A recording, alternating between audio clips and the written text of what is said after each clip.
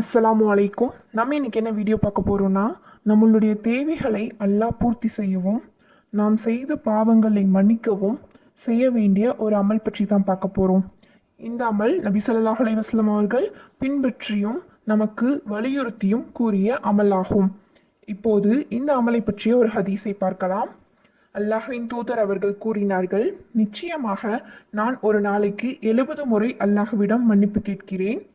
இதே போன்று யார் ஒருவர் இந்த அமலை செய்கிறாரோ அவருக்கு அல்லாஹ் சொர்க்கம் அளிப்பான் என்று கூறினார்கள். மற்றும் ஒரு நாளைக்கு 70 முறை அல்லாஹ்விடம் மன்னிப்பு கேட்கும் பணிவு கொண்டவர் ஒரு நாளைக்கு 100 மடங்கு அதிகம் நன்மைகளை பெறுவார்கள் என்றும் கூறினார்கள்.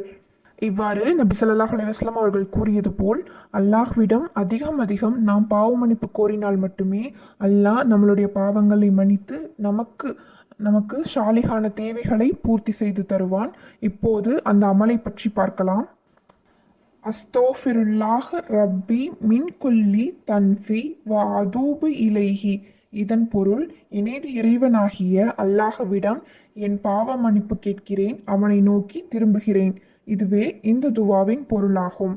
அஸ்தோஃபிருல்லாஹ் ரப்பி மின் குல்லி தன்ஃபி வ அதூபு இலைஹி. இதுவே இந்த துவாவாகும். ஒரு நாளைக்கு நம்மளால இயன்ற அளவு அதிகம் ஓதி அல்லாஹ்விடம் பாவ மன்னிப்பு கேட்க வேண்டும். இவ்வாறு கேட்பதால் மட்டுமே நம்மளுடைய அனைத்து விதமான தேவைகளையும் அல்லாஹ் பூர்த்தி செய்து தருவான். இந்த வீடியோ அனைவருக்கும் பயனுள்ளதாக அமையும் என்று நம்புகிறேன். இந்த வீடியோவால் நீங்கள் பயன்பெற்றால் மற்றவரும் பயன்பெற உதவுவீராக. உங்கள் கருத்துக்களை கமெண்ட் பாக்ஸில் பதிவு செய்யுங்க.